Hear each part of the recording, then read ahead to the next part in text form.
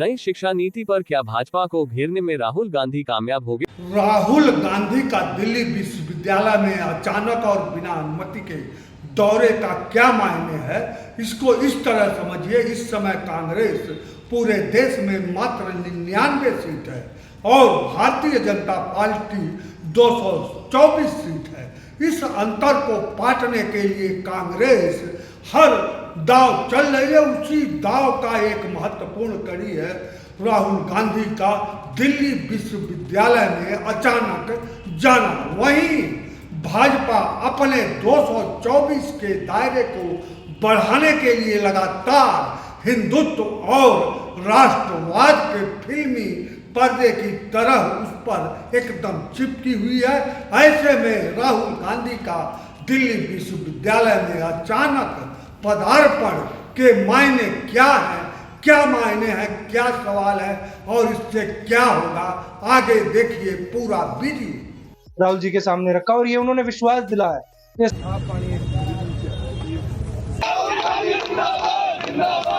OBC वर्ग का छात्र हूँ, चाहे मैं खुद जनरल वर्ग से आता हूँ। दिल्ली विश्वविद्यालय में राहुल गांधी का अचानक और बिना अनुमति के दौरा के बाद पक्ष विपक्ष की गोलबंदी बयानबाजी से राहुल गांधी का राजनीतिक ग्राफ युवाओं छात्रों के बीच बढ़ाने का कांग्रेसी प्रयास काफी हद तक ठीक निशाने पर लगा है।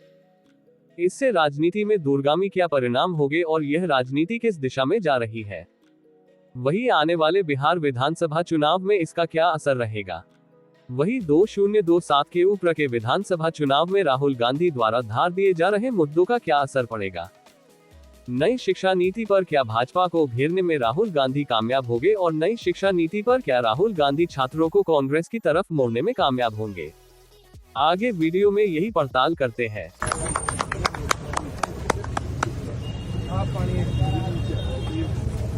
राहुल गांधी डीयू यानी दिल्ली विश्वविद्यालय में जाते हैं और पानी के घड़े में पानी भरते हैं, फिर पानी का गिलास लेकर पानी पीते हैं, जिसे कांग्रेस पार्टी शेयर करते हुए राहुल गांधी को जननायक बताती है। अब इसे विरोधी लोग चोचला और राजनीतिक ड्रामा बता रहे हैं, जो कि राजनीति का वही घिसा पिटा तरीका है। यहाँ ये गौर करने वाली बात है कि राहुल गांधी ने पहली बार छात्रों के बीच जाकर सही निशाने पर एक्सरसाइज किया है, क्योंकि भारतीय राजनीति में परिवर्तन यही छात्र और युवा शक्ति लाती है और दिल्ली विश्वविद्यालय में छात्रों का जिस तरह समर्थन राहुल गांधी को मिला वह अभूतपूर्व है, जो दर्शाता है कि छात्रों के बीच भाजपा के प्रति अब गुस्सा दिखने लगा है। खुद सामान्य वर्ग के छात्र नेता रौनक खत्री इसे कहते भी हैं। वही राहुल गांधी के समर्थन में छात्र नारेबाजी भी करते हैं। सुनिए छात्र संघ के अध्यक्ष रौनक खत्री को यह अलग रखिए कि भाजपा से जुड़ी छात्र इकाई राहुल गांधी के दौरे का विरोध किया। ओबीसी वर्ग का छात्र हूँ, चाहे मैं खुद जनरल वर्ग से आता हूँ, उसका छात्र हूँ। हम लोग हमेशा से, जब से न्यू एजुकेशन पॉलिसी या जब से भाजपा का शासन देश के ऊपर लागू हुआ है, तो एक डिक्टेटरशिप का माहौल पूरे देश पे फैल चुका है। उसका उदाहरण एग्जाम्पल, न्यूमरस एग्जाम्पल्स आज राहुल गांधी जी के सामने पूरे दिल्ली यूनिवर्सिटी के स्टूडेंट्स ने पेश किए। हमारी आवाज को उन्होंने सुनने का काम किया और हमारी आवाज को सुनने के साथ साथ संसद में पहुंचाने तक का वादा आज राहुल जी ने हमारे साथ किया। कितनी देर बैठे थे आप लोग, क्या बात? 1.5 घंटा हमारे साथ बैठे थे न्यू एजुकेशन पॉलिसी पे, साथ ही साथ जो अटेंडेंस पॉलिसी है उस पे, रिजर्वेशन पॉलिसी पे, कितने guest teachers, permanent teachers, HOD reserve category से आते हैं, उन सब के ऊपर डिस्कशन इन डिटेल हुआ।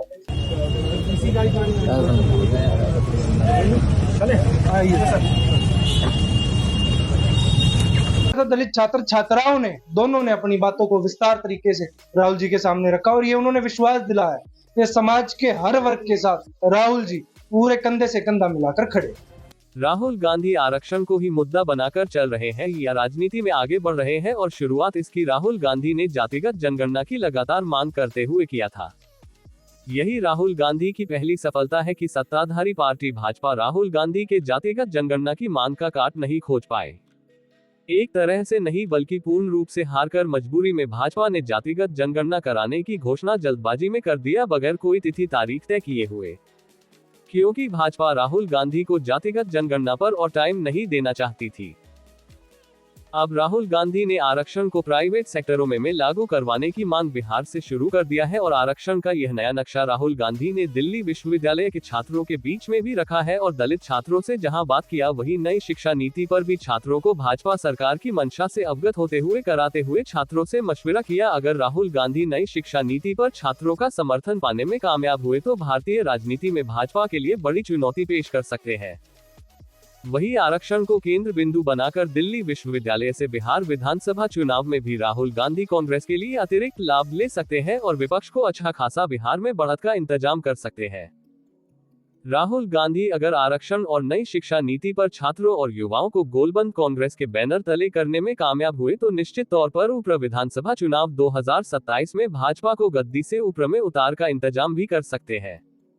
भाजपा के पास अब युवाओं और छात्रों के बीच पैठ बनाने का ना तो कोई मुद्दा है ना ही कोई नेता है। भारतीय जनता पार्टी पर सत्ता सुखाए पार्टी में पूरी तरह परिवर्तित है चुकी है। ऐसे में राहुल गांधी अचानक और बिना अनुमति के दिल्ली विश्वविद्यालय के छात्रों के बीच पहुंचकर एक नया आयाम कांग्रेस के लिए पैदा करने की दिशा में बड़ी पहल कर चुके हैं।